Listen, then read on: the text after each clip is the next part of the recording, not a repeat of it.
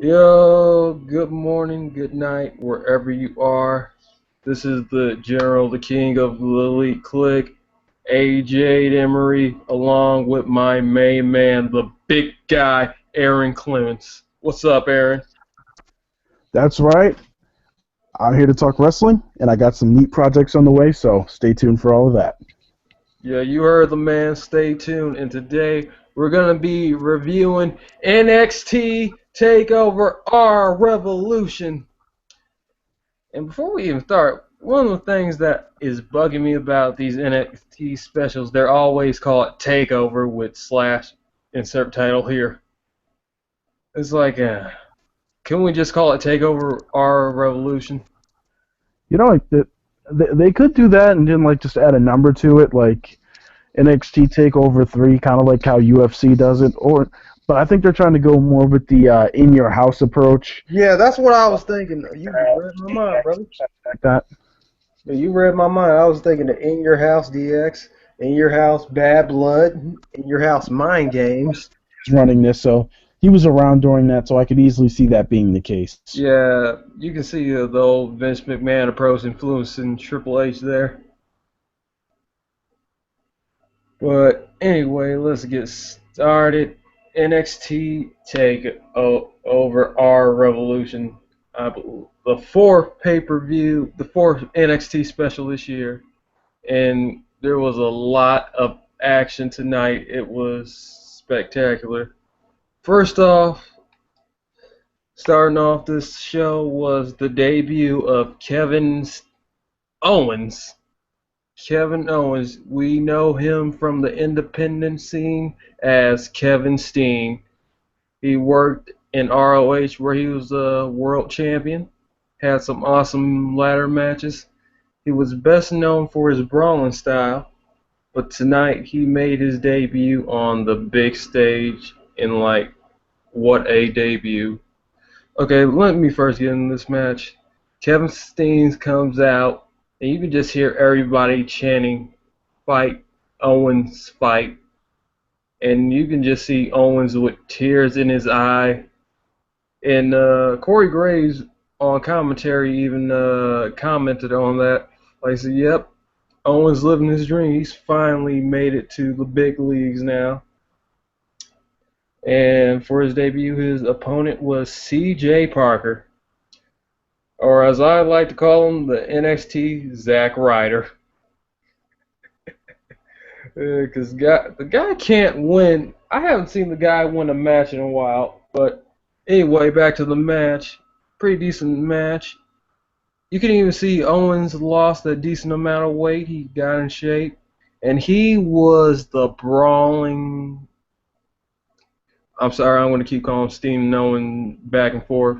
He was the brawling Kevin Steen of ROH. He was just beating the crap out of C.J. Parker for the first beginning of the match. He hit Parker with one of his running cannonball moves into the corner. Parker rose out of the ring, and I haven't seen Owens do this. Well, maybe because I haven't been watching most of his ROH matches, but Owens runs from one side of the ring and does a diving somersault plancha onto Parker, and you already have everybody chanting, "Holy shit, holy shit." Back in the ring, Owens gets Parker. Parker makes a brief comeback, and he open palms Owens in the face, and he might have broke his nose, because the moment Owens kicked out the palm, he just looks up at the camera, and you just see blood spewing from his nose. It was insane, but then we see the psycho Kevin Owens fired up after seeing his own blood. And next thing you know, it becomes a squash match. Owens hits Parker with what I would like to call a pump handle neck breaker. It was like a pump handle slam, but he turned it into a neck breaker on his knee. and he secured the win with a pop-up powerbomb. Well, short match, showcased a little bit of what we can expect from Owens. Nothing bad, nothing bad. So, Aaron, your thoughts? Actually, with Kevin, let's call him by his actual name, Kevin Owens coming into NXT, I was a little worried. I was actually there in person for a lot of his stuff with El Generico, a lot of his stuff in Ring of Honor.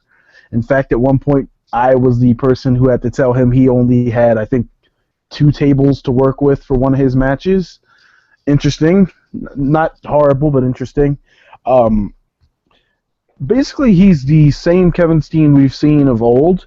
They'll probably trim a little bit of that off of him, like rubbing the blood on his face. I don't think Triple H was going to have anyone run out and stop him, but I don't think we're going to see that happen on the main roster. Uh, as far as his in-ring work, everything looked pretty cool. That almost pump handle, key crusher style neck breaker on his knee looks sick. The good to see that he's still going to be doing the over the rope flip plancha. That was also nice to see.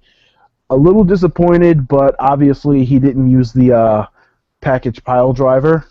We probably won't see that, and if we do, it'll probably be one of those moves that gets him in the doghouse if he Yeah, decides to. crap his pants. Who the hell told him he could do that? And that CJ Parker hitting that palm thrust just.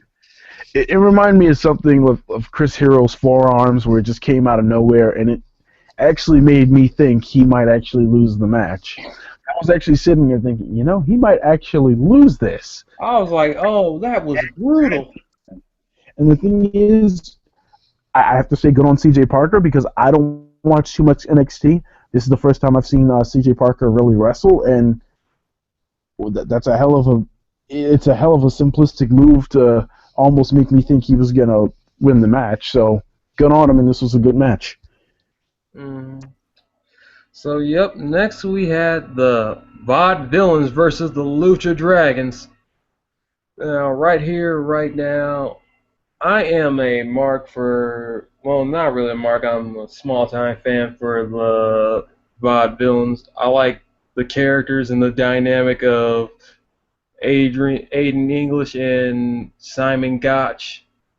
And this match right here, it was a clash of styles. You had the high-flying, risk-taking moves of the Lucha Dragons with the more of a old-school grapple style the Vaudevillains brought to the table. So, anyway, there were some cool spots in here. They told the story of two styles clashing. And it amazed me that the Vaudevillains were able to dictate the pace and cut off the ring when they isolated Sin Cara for most of the match, and he could not get Kalisto. I'm sorry, Kalisto. I was about to call him Lil Ray, number 2. When he could not get a tag into Kalisto, but there was a lot of high-flying moves. At one point, there was a double tope onto Aiden English, and before they even connected, Aiden English pushed Simon Gotch out of the way, and when Kalisto and Sin Cara nailed English, the camera just zooms in on Gotch, and he has this freaking expression on his face like, oh my god, that could have been me. It looks like you would have thought Aiden English just pushed Gotch out of the way of a moving van. But yeah, it was cool. And Kalisto, man, he is like a little firecracker. I'm seeing him do these moves, the rebound off the ropes into a corkscrew crossbody. Then he did this one move where he ran into the ropes. Before he hit the ropes, he did a flip, no hands, backflip into. He tried to do like a forearm smash, but he tried to do a kick, but it ended up being a forearm smash. It was amazing. I never seen that done before. So yeah, the Lucha Dragons get the win after Kalisto hits English with the De La Soul. It was a good little match. It wasn't anything. I expected better from the Vaudevillains, but it was a good little match. Lucha, Lucha. So, Aaron, thoughts? Well, actually, I was a little disappointed only because I'm a big fan of like the high flying, and typically when you get these sort of matches, especially with, I mean, there's not much of a size difference between these guys, but when you get the high flyers versus the more brawler, technical style wrestler, the match is usually very predictable. The technical guys will hold down the high flyers, and then at the last moment, the high flyers will get it in gear and get the match going and get a few moves in. But when you don't get two high flyers, or at least a guy who can kind of Well, not unless. complement Oh, high flyer, you don't really get the same sort of action. sorry to cut you off. Not unless you're Eddie Guerrero, where you can be technical and a high flyer. And it's fuck Well, you, I can do anything. but one thing I've known about Kalisto, noticed about Kalisto, I think Alex Riley tried to take a little jab at Mysterio, and honestly, I didn't buy into it. I think the difference for Kalisto, they want to make him the next Rey Mysterio, and there's only one way to really do that. The thing about Rey Mysterio was he never did a bunch of corkscrews. I mean, the thing that made Rey Mysterio amazing was the way he would work around his opponent's body, like little tricks he would do, the little subtleties, and the way he sold. Kalisto is an amazing performer, but I saw like a 3-minute clip video of him wrestling a few months ago, and I basically saw him do the exact same thing in this match, and I wasn't impressed. He's going to need to learn to take the lucha style and evolve it into something a little bit more. He's going to have to find a way to work around his opponent's body like Rey Mysterio did if he wants to reach that next level as a luchador and, complement the WWE style while being a luchador. He's going to have to learn to take that next step. As far as Sin Cara is concerned, I feel a little bit bad for him because this team isn't really doing anything for me, and this is a guy who loves lucha wrestling. I honestly feel like he kind of got settled with the remains of an already damaged gimmick, and the best thing for Kalisto's career is when he's going to get away from Sin Cara and he gets a chance to go at it on his own. I think the people are going to eat him up, despite the fact that I still think there's a little bit of a disconnect between Kalisto and the Rey Mysterio 2.0 WWE want. Yeah, I can see what you're saying because. But overall, Yeah, a tremendous match. I can see what you're saying with the disconnect with Rey Mysterio and Kalisto, what they're trying to do with him. Because I remember a time when Del Rio first came in, they tried to make him a replacement to one of the greatest of all times, one of my favorites. I don't even want to mention these two in the same breath. Eddie Guerrero. Now, Del Rio is a tremendous wrestler, but he was one-dimensional in the ring when it came style-wise. He wasn't really a high flyer. He was just a technical wrestler, and that was about it. A good technical wrestler, nonetheless. But he didn't connect to the crowd. He didn't connect to the crowd like Eddie. Eddie was not one-dimensional by no stretch of the means, but Del Rio never had the mic skills as well. Now, people are going to say, oh my God, Del Rio had that thick accent. Eddie had a thick accent too, but he could go out there and cut a pretty good promo. So, yeah, I can see where you're saying the disconnect is what they're trying to revamp him as something that's already been used before in the past. So, anyway, let's get back to the next match.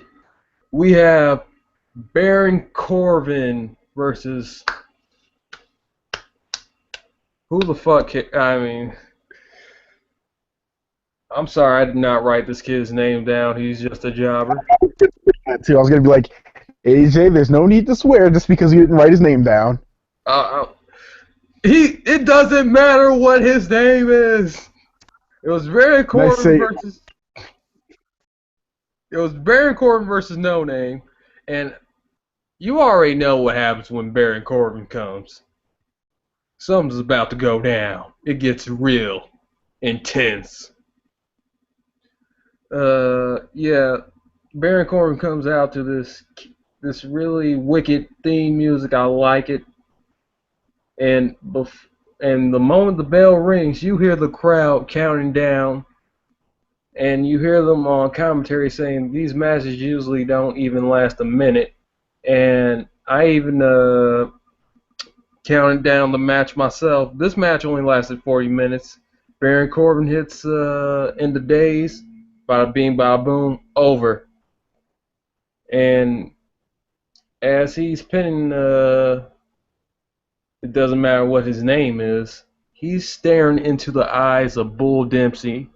And it's funny to me because at this point, Bull Dempsey looks like a mixture of Rusev and God, I'm trying to think of somebody else. He looked like a mixture of Rusev and Rosie. Like at this appearance, he just looked like a little mini Rusev. And you just at the match, Corbin just comes straight up to him. I don't know what he's saying. He's just daring him to hit him, make a move. And Bull is just smiling. I don't get this. This guy is supposed to be the heel. And you're putting on this happy-go-lucky smile like, okay, okay, okay. It's like if a woman if a woman slapped a man and he just smiles at her like, bro, you know you're not going to do anything. Not that I'm encouraging violence against women. I'm just using that as an example. But anyway, hey, they go Chris Brown. they jaw jack for a minute. Corbin leaves, and yeah, that was it. Okay, let me get my thoughts on Baron Corbin. I love his character, minus all the squash matches. I feel that WWE may be trying to do with him what they did with Ryback when he first got his initial push as the Ryback. You know, I think Baron Corbin could be actually big one day. He has this it factor about him, this aura that makes you want to watch him. But my only problem is he's going to need to have more lengthy matches to see what he needs to improve on. I understand WWE's booking of Corbin. They don't want to overexpose him for his flaws, but at the same time, they need to book him in longer matches so they can improve on those flaws. Aaron, your take?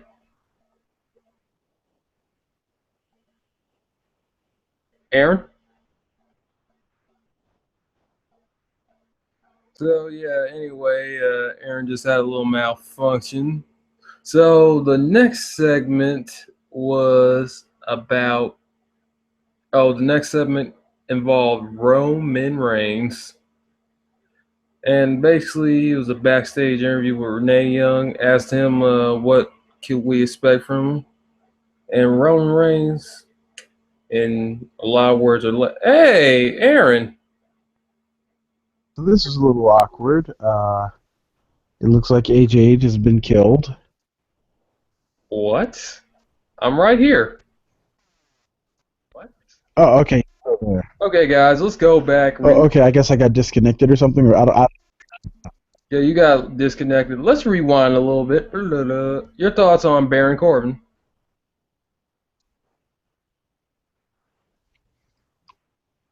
well, I get what they're trying to do with him.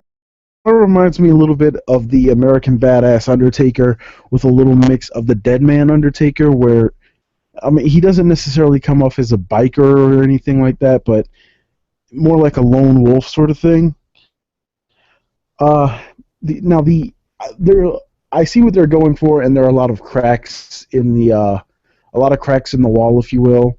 I feel like he needs to improve not his moveset, but his delivery as far as some of those moves are concerned. And he needs to alter his look a little bit because it looks like he's going for a badass sort of look, but at the same time, he looks like a teenage boy. And that's not an insult on the man. That's just my opinion. As far as the match is concerned, not much to say here. I felt that good old question mark got a little too much offense. And that really sucks because I can't even remember the guy's name and you didn't write it down, so we're Hey, both kind of screwed. And it doesn't I matter hope this what gentleman the name finds was. us. And back to Bull Dempsey. Well, I'm sorry, A-Jade. I'm not doing to put people over. But yeah, I don't think it should have went over more than like maybe 32 seconds because it seemed like the fans kind of were all disappointed that it made it past that point. They all stopped counting at about 32. His finishing move, I think you said it's the end of days, or Yes, it's called End of Days. reminds me a lot of Matt Morgan's Elevator move. I mean, that's kind of the vibe I get from it. But yeah, all in all, this is probably the weakest match on the show. Wasn't bad. It just was kind of short, so it was a squash match. It was what it was. As far as a little stare down afterward, Bull Dempsey, I get what they're trying to do, but I haven't seen Bull Dempsey wrestle, and Thank God. based off of what I've seen from Baron Corbin, if I do get the chance to watch NXT more regularly, I don't think this is what I'd be looking forward to. Well, just know Bull is about to be. Bull is just going to be fed. Corbin is just going to feast on him. I just want you to know that before we move on to the next segment. And this is a backstage interview with Renee Young and Roman Reigns. And basically, in the short, sweet version, Roman Reigns declared himself he's going to be the first NXT alumni to become WWE World Heavyweight Champion. Now, when Roman said this, a lot of geeks, I'm sorry. Wannabes who think they are smart fans pointed out that Daniel Bryan was on NXT and he won the WWE World Heavyweight Championship. Now, I pointed out to them that Daniel Bryan was on NXT the reality show, not NXT the developmental territory. But people are just want to rag on Roman, so it was there's nothing really much to cover right here. Yes. Okay, when I saw Roman Reigns on the screen, the first thing that popped into my mind is, for fuck's sake, like seriously, can this guy disappear for like just until the Royal Rumble? That's all I want. Disappear until the Royal Rumble. Come back and surprise everyone. But no, it seems like the more it seemed like that was going to happen, they just decided, oh no, we want to build him up. He can't make a surprise return at the Royal Rumble.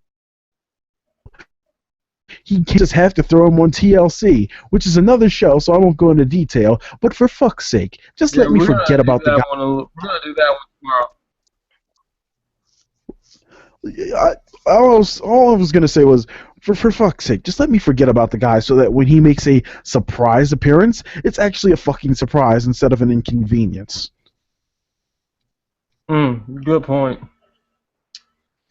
Good point, my friend. Good point. Hey, we are running through this quickly. It was a long show, but yeah, we are running through this. Is that all you got on the interview? Oh, hell yeah. Okay, now let's get on to one of the... I would put this at number... Oh, shit. This was the second best match of the night. We had the Ascension versus Hideo Itami and Finn Balor. Oh my God. Hideo is making his entrance to the ring, and he is wearing a yellow guy that resembles Scorpions from Mortal Kombat. Uh, Everybody had jokes and memes about it, but I thought it was pretty badass because, Hideo is really stiff in the ring, and he'd probably kick my ass if I laughed at him. And anyway, back to the real moment of this whole thing. Finn Balor's entrance. Balor had the body paint. He debuted it tonight, and everybody on commentary always brought up the quote that he kept saying: "Tonight at our Revolution, you guys are gonna see something that you never seen before." Well, except the followers of your career before you came to WWE, because we seen it. He brought out the body paint. He looked at like, I would say like a take on Carnage to me, and he had like this octopus, this squid on his head, kind of like he looked a little bit like Alien vs Predator, but it was just so badass, and you just see him getting into the ring, crawling around the ring. Oh my God, I'm trying not to lose myself in the interest. Now, let's get back to the match. This was a pretty good tag team match. They told a good story here, as Ascension are former NXT champions, the longest running NXT tag team champions. So they told the story of them being more experienced than Hideo and Finn in tag team matches. Like there was a good amount of offense in the beginning from Balor and Itami. Like you had Hideo is cocky as fuck. I'm sorry for swearing. I need to bring it's my bad. Yeah, Hideo is cocky. Guys. Hideo is cocky. He was lighting.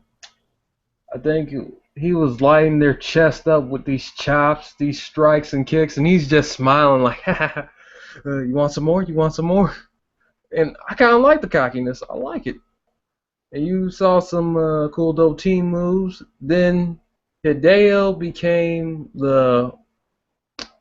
I'll say the Kazarian of the group, where he took the most punishment, and we were waiting for that big, strong comeback from Finn. Finn got the hot tag, and there was a lot of cool moves here. There was a brain buster suplex move. I thought it was an inverted suplex, but the commentary said it was a brain buster. I'm pretty sure I'm gonna have to go back and look at it. I know Anyway, oh yeah, and Sweet Devon's move. Finn broke out. We saw another. Yep, maybe. And we saw another over the top rope. Look, ma, no hands, a somersault plancha on both Ascension members. Oh yeah, and there was this one spot where Hideo teased of using a Death Valley driver. He was going for the Death Valley driver. It was going to be incredible. We have not seen that move since Rene Dupree. Okay, people, I'm just kidding. Hideo teased of hitting the GTS, but it was stopped. Now, I'm thinking in my mind, like, Triple H is just saying, hey, Hideo, just go out there and do whatever you want. If you want to do that GTS, do it. As a matter of fact, I encourage you. Just, I bet Punk was watching this pay-per-view like, what the? And I'm just sitting there thinking like, hey, Punk, you did steal the move from him. So, it's only right the inventor can use it. But anyway, the match ends, double foot stomp, and Hideo and Balor gets the win. So Aaron, my main man, I'm going to turn this over to you so you can give your thoughts on this good tag team match. Player. Well, honestly, I thought Hideo Itami got screwed over. I mean, if you really think about it, the storyline is it's his storyline. Should have been kicking his ass, and he got tired of it, and he finally found someone, someone else of a high indie caliber to help him out. But Finn Balor completely stole the show. I mean, the cinematic of his entrance was just amazing, from the smoke to the paint, and I loved how he was moving along with the music, and so was the lights. So you could never really get a full idea of what he looked like until the lights finally came on. It was all perfect. It kind of reminded me of a little bit of an Undertaker Boogeyman sort of entrance. Good comparison. But I mean, yeah, his was just a little bit more well choreographed, because with Boogeyman, all you got was him crawling through smoke. With the Undertaker, all he really did was have, pyrotechnics, and then he'd roll his eyes back up and raise the lights, which was cool for its time. But he kind of took his entrance to the next level here. As far as the actual match, a lot of people have been, well, not a lot, just a rare few who are just completely honest with themselves, have been pointing out that Hideo Itami is having a little trouble adapting to the American style, and it was a little obvious here, but I think it looks like he's improving. He's certainly above where Sin Cara was, so. Yeah, and in that- the language, and in the language barrier. Well, yeah, that's because from what I understand, he's actually at least making an attempt to learn English, which probably would have helped out the original Sin Cara, but. Yeah, where Sin Cara just didn't say, nope, I'm not even going to try. So I applaud Hideo for making the effort to learn the language. I applaud him for that. Yes. Now, unfortunately, I do have some bad news for the fans of CM Punk. People thought he was going for the GTS. I thought it was pretty obvious that he was just going for a Samoan drop. I think some people are just trying to fabricate the moves. I could see how some people might see the mistake. He was obviously going for a Samoan drop. No one uses the Death Valley GTS anymore. driver. Exactly. We haven't seen that since, Tommy Dreamer was in WWE? Did he even successfully ever hit that move? I don't remember. Exactly. No one does. Regardless, this is a pretty good match. No, I thought he was going for an AA. Okay, now that's just Hideo getting was infringement. I'm fired. Hideo was challenging his inner hustle, loyalty, and respect. He'd be hustle, loyalty, and respecting himself right back into Japan. I don't think Vince would be too appreciative of any of that. And I don't say that to be racist. I say that to be honest. Be like, hey, Hideo, you can't see me, but I can't see you in WWE. Get the fuck out. Yeah, but all in all, I felt this is a pretty good match. Finn Balor was definitely the star here. It makes me wonder what's going to happen with the Ascension, because they're going to mention NXT, but do you think they're going to mention them losing? Because I'd imagine that'd be a strange way to debut them on the roster, by saying, hey, look, it's the Ascension. These guys are former NXT champions. They're badasses. He just got beat by a Japanese guy who's only been here for a few months. And an Irishman. Yeah, I can't really imagine them going in that direction, so it'll definitely be interesting. But I also liked how Finn Balor looks to be going with the whole Jeff Hardy approach to his paint, where when Jeff Hardy was in WWE, yes, I remember grudge matches or title matches or pay-per-views. It wasn't like an every week thing, which I think is better for the appeal of it, and probably just better for him, because I mean, the amount of time that must take is just yeah. So and then, Balor was definitely the star. I want to touch on the Jeff Hardy and Finn Balor thing. I'm tired of seeing people compare these two. I'm like, what? Because they wear body paint? They're virtually two different people, personality-wise and ring style-wise. Just because they wear body paint. Wrestlers don't. Just because they both wear body paint doesn't mean you can call Finn the next Jeff Hardy. They do that with every freaking guy who stands on the top rope. Remember how Seth Rollins was the new Jeff Hardy and He was John the new Morrison was the CM new Punk. Jeff Hardy? Yeah, I mean, I don't see it. If you Just have because long hair, high place doesn't mean that they're the next so let guy. me get this straight. Well, wait, Aaron, let me get this straight. So fans think long hair or body paint, and you're a good high flyer, you're the next Jeff Hardy. Something like that. Is that their thought process? More or less. Okay, ready to move Yeah, on? I think you have to be a good high flyer. I think all you have to do is have long hair and stand on top of the rope. Okay, ready to move on? Indeed. Okay, now let's get into a little Divas action. We have the boss, Sasha Banks, taking on the champion, Charlotte Flair, in a pretty outstanding match. I applaud both these women, Charlotte and Sasha. Now, it's funny because I'm not really a fan of the story I'm a fan of the match, but not the story they were telling leaning into this because they were both in the BFFs, and all of a sudden, Sasha is running her mouth about Charlotte.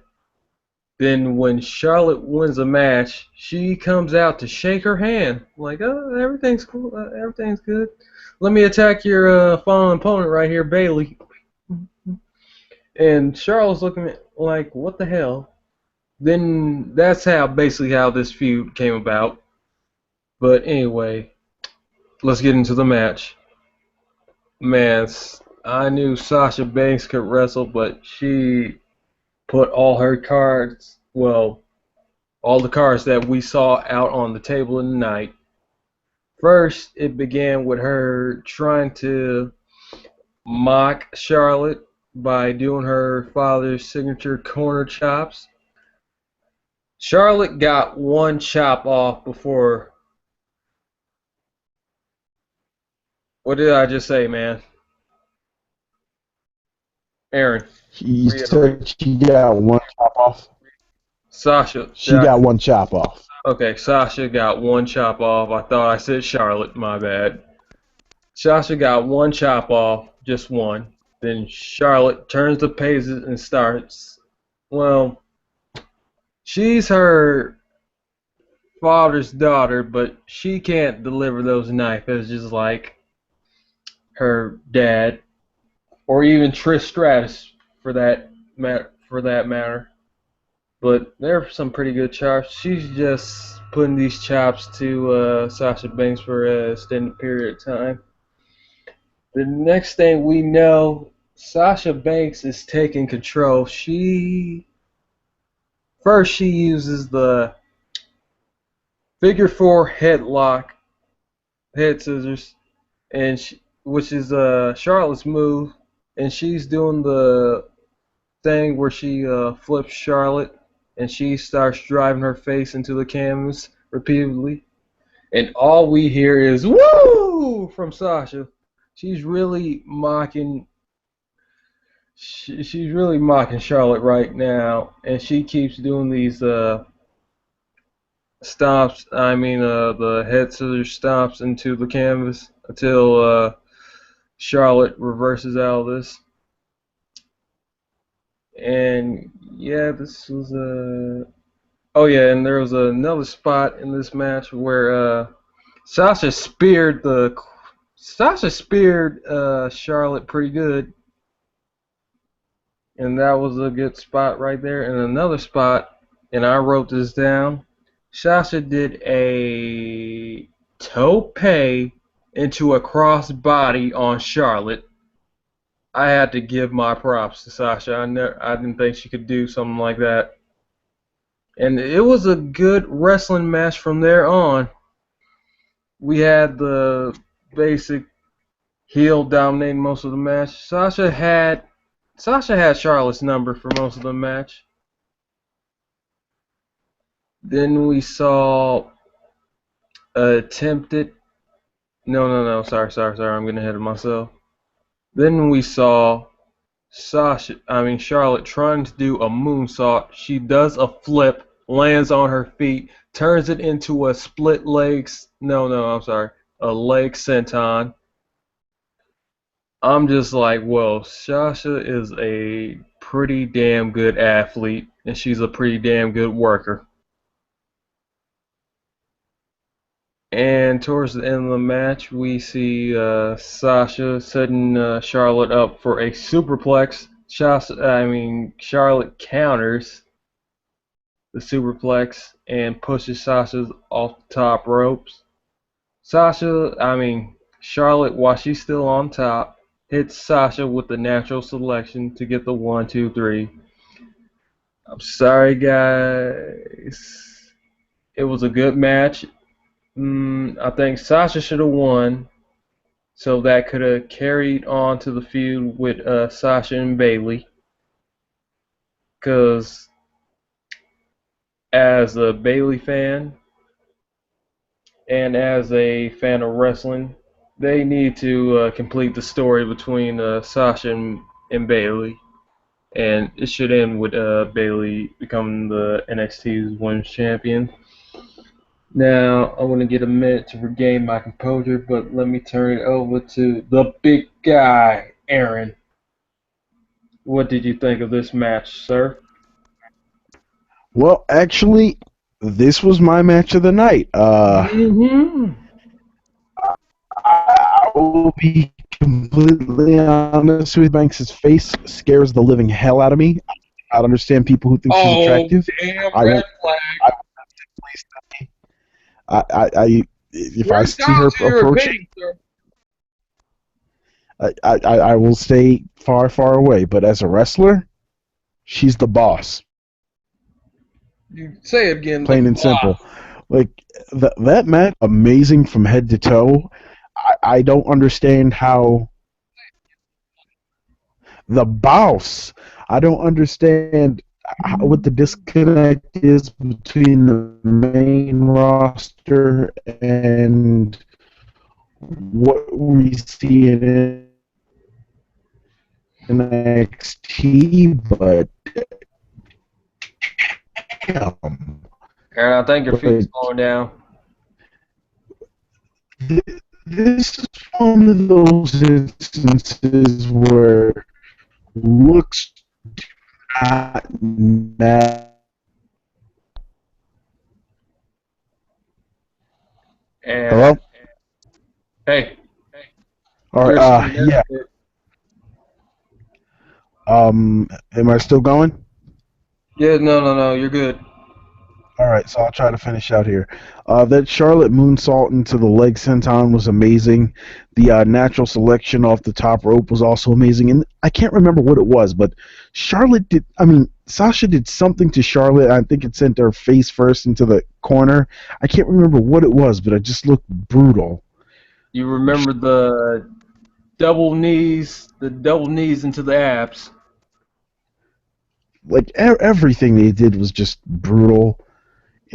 Like, people talk about Trish Stratus in her wrestling, and there's only one spot I remember from Trish Stratus ever wrestling, and it was when Lita did like a suicide dive to the outside of the ring, and I thought Lita broke her neck again. Had absolutely nothing to do with Trish, but this match was full of moments like those where I was wondering, oh my god, did one of them actually just get injured? Like, it was that good of a match. This was definitely a match of the night for me. Yep, I gotta say that too. And credit to Charlotte. She's probably the best women's wrestler in the whole company. Like all around presence, work ethic. Where I love AJ and Paige, but it seems to me like they're getting bored right now. How dare you speak of my AJ in such a... Not you, AJ, the other AJ. But we're both your AJs, damn it. Well, what? Anyway, like I said, yeah, AJ and Paige seems to be getting bored up there and up in the main roster, but I can understand why, because the roster of divas is so thin, and they don't like all the face versus face. face versus heel, and it's boring. It's either Total Divas versus non-Total Divas, and that's it. Or A-Jade versus Paige.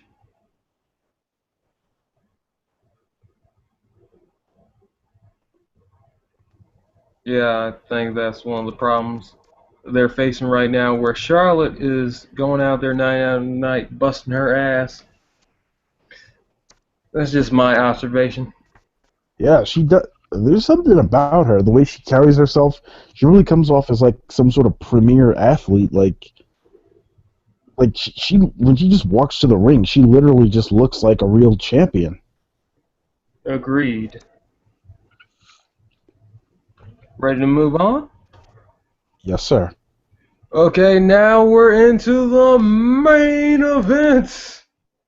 We have Adrian Neville defending his NXT championship against Sami Zayn. And leading up to this event, there has been a lot of tension between these two and a lot of self-doubt in Sami Zayn. I remember they were doing an interview on NXT that ended with a frustrated Sami Zayn slapping the crap out of Adrian Neville. It wasn't like a heel thing. It was more of a, I'm going to prove you wrong. I'm going to make you eat those words type of thing. And he said, if I don't win, I quit. And that's a main part of this match, a main part of this story. And let's get into this match right now. It was a damn good match. It told a good story. It was good storyline wise and wrestling wise. It was all around solid. Okay, first off we had Sammy and Adrian doing the basic chain wrestling, and it started off slow. And none of these, and for me, it was kind of weird because neither of these guys really work a methodical pace. Well, I think Adrian works a little slower than Zayn. But anyway, one of the most memorable spots in this match is Sami Zayn doing his patented moonsault off the top rope. No, not off the top. Off the top rope into the outside onto Adrian Neville. Now, there was a lot of false dives in this match. We had Adrian running off one of the ropes and Sami Zayn clotheslining him before he could even attempt to dive. And we had the story of Sami Zayn not being able to hit his Aluva kick. And basically throughout this whole match, the crowd was interested. The crowd was chanting, "Ole, ole, ole, ole," every time Sammy would go for that Aluva kick, but he always missed. So anyway, back to the match and the story they told. There's a point in this match where Adrian Neville, it looked like he kind of dropped Zayn on his head, on the back of his head. He hit him with a Brazilian German suplex, and it was pretty good. I'll give him that. It was pretty good. A good bridge. Only got a 2 count. Good false finish. And then we had Adrian Neville just basically exchanging punches with Neville. It was like ROH, how they would stop for 1 minute, talk trash, then just start trading punches back and forth. Yeah, then Sammy got the best of the exchange. And you know what? For the 3rd time in the match, I believe, Sammy tries to go for the Aluva kick. Adrian is able to get his foot up, and he goes to the top turnbuckle And I forget what he does, but on commentary, they're saying he's mocking Sami Zayn. Maybe he was going for the Blue Thunder. I could not tell at that point. Yeah. Oh yeah, and next thing, the next most important spot is that Sammy once again goes for the haluva kick, but this time Adrian Neville pulls in the referee. And once he hits Neville in the ref, and you can hear the crowd chanting, "This ref sucks! This ref sucks! This ref sucks!" Basically one of the cat calls. And next we have these two. My memory is a little hazy right there. We have these two trading shots back and forth. And we see Sami Zayn doing what I describe as a little Eddie Guerrero Latino heat fire up, because Adrian was just peppering him with some forearm shots, and Sammy just got pissed and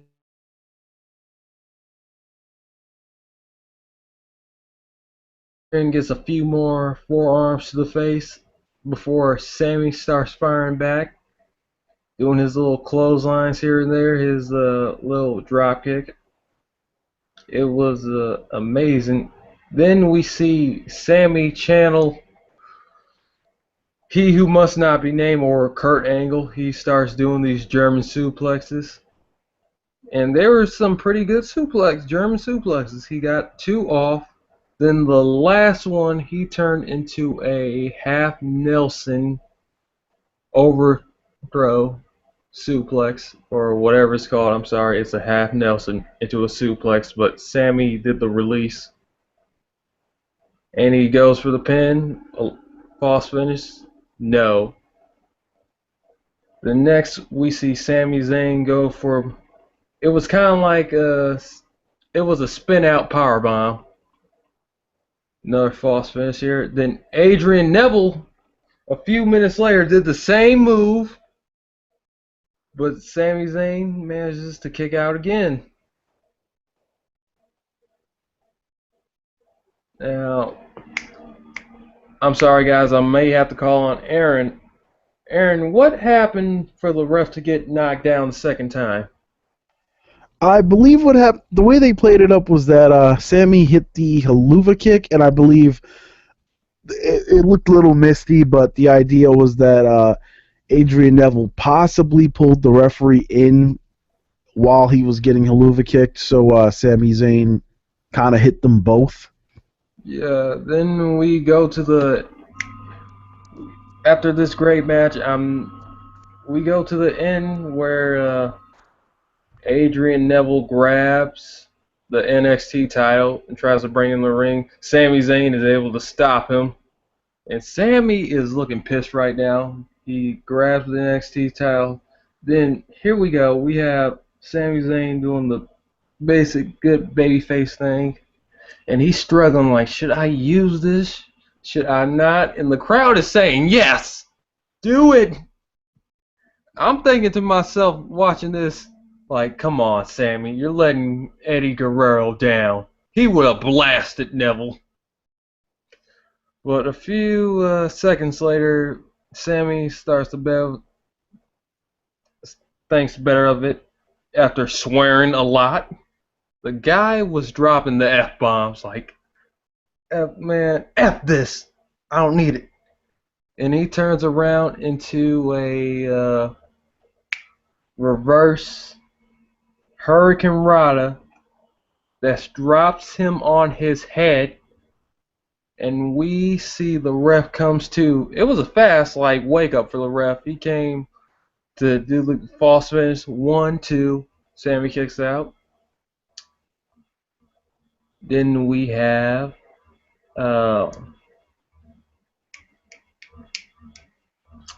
Sammy finally able to hit the haluva kick for the 1, the 2, the 3. And God, I marked out so hard. Sami Zayn, after being on NXT for a year, finally has captured the NXT Championship. And you know what? Most of the NXT roster, Enzo Amore, Big Cass, I believe the Loose Dragons comes out to congratulate Zayn. And this is where I smell something fishy. I'm like, I knew something was up when Kevin Owens, who just debuted tonight, came out to congratulate Zayn. It kind of reminded me, I know they're friends, but come on, this is a new thing. Kevin is like new here, so why would he be out there? Like, for the sake of K-Bed, he wouldn't be out there. It's kind of reminded me how Paige debuted on Raw. Like, hey, AJ, I came to congratulate you. So anyway, after the celebration, everybody's praising Sami Zayn for his accomplishment tonight. Him and Owens leaves out the ring, walking their way up to the ramp. All of a sudden, Owens turns around and blasts Zayn with a clothesline. Then he would proceed to pick Zayn up and do like a power bomb into the ring apron. And the night ends with Zayn getting carted off onto a stretcher with a neck brace. So, Aaron, your closing thoughts on this match? Um, well, to keep it pretty simple, because you pretty much covered everything. I'm sorry, man. I want to go. I like the storytelling was pretty thorough throughout. I mean, they kind of buried the ref. They made this ref look like a complete idiot. I mean, he got hit twice, which was just they really made the ref look like an idiot in that He sense. wasn't good at selling any either.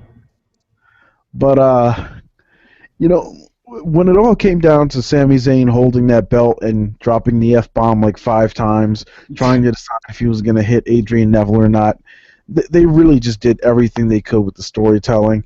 One thing I did find a little frustrating is I've been a fan of Adrian Neville for a while, and he has this habit of being able to pull off some amazing things, but he likes to be slow and methodical, and sometimes, there's a place for that, obviously.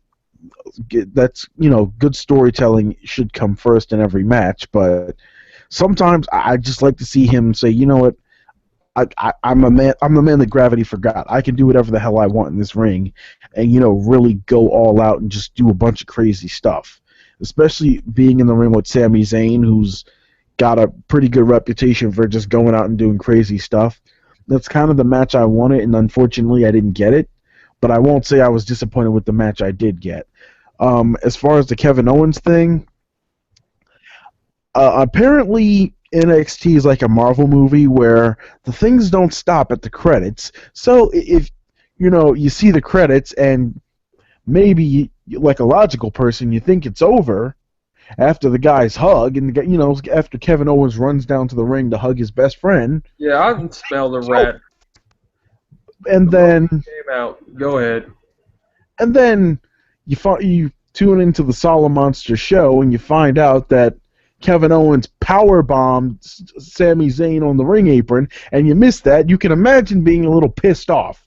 But you know what? That's not their fault. That's my fault for thinking that the show should end at the credits. Silly me. But regardless, I'm just gonna say this quickly. I have a little bit of concern. I saw some of the stuff they did in Ring of Honor firsthand, and I was in attendance.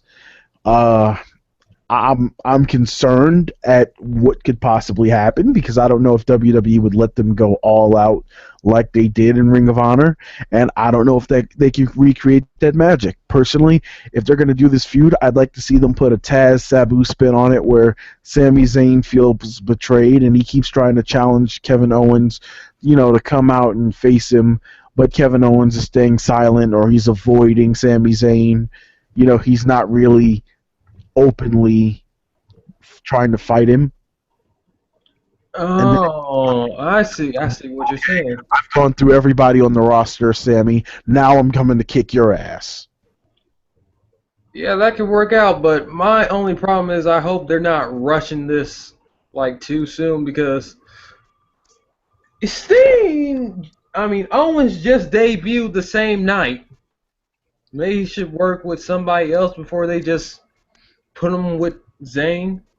Well, that's what I was thinking. I mean, that's why I brought up the Taz and Sabu thing, because if he's already attacked the guy, Mm-hmm. then the only logical way I could see this not working is if one of them refuses to fight the other. But personally, I'd like to see Sami Zayn, kind of like, screw you. I trusted you and you freaking almost tried to end my career. I want to fight you. And Kevin Steen's like, no, I'll fight you when I feel like it. Well, I can see what you're saying with that, but I just think the way I'm seeing this is like uh, maybe Triple H is being smart. He knows like here's the thing about WWE. We don't know everything we think we know. They know way more than us, and they know what we like. I think Triple H or who's ever at NXT Creative may be seeing this as a way to quickly satisfy the internet fans and fans of the ROH because they know that most of the majority of the NXT fans have a pretty good idea of the history between Steen and Owens. That's just my take. So, anything else, Aaron? Well, yeah, just to comment on what you said, I think it's interesting. I, I rather WWE knows what we want or not is debatable, because sometimes they give us things that aren't great, and sometimes they knock things out of the park. So I guess it really depends on any given day or who you're talking about specifically. Uh, Right. this definitely makes me want to pay a little bit more close attention to NXT.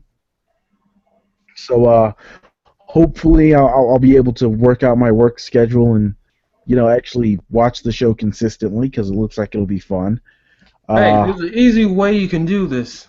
Download the WWE app and subscribe to the WWE Network for just $9.99 a month. damn it, A-Jade, you know I already have that Wait a minute, work, how much was your bill? and if it's last month it was absolutely free. Apparently, when I subscribed, I immediately told that my bill would continue sometime in December, and that I was going to get November free, even though I had already resubscribed. So, yeah, I was a pretty happy camper. Most people had to pay. Most people had to pay. Yeah, Well, you know what they say: quit your griping and pay what's due, or IRS will audit you. you're right. I'm sorry. I don't want to see Bray Wyatt's dad come at my house. Exactly. You know he's going to bring that damn lantern. He's going to crack you over the head for it, write it off as a business expense, and then he's going to make you pay for it. That would be awesome. So, anyway, sign off. This is A-Jade Emery, along with my boy Aaron Clemens. And we're blasting off again. Yes, see you guys. Stay tuned for our review of TLC coming a little bit later this week. Okay, and good night.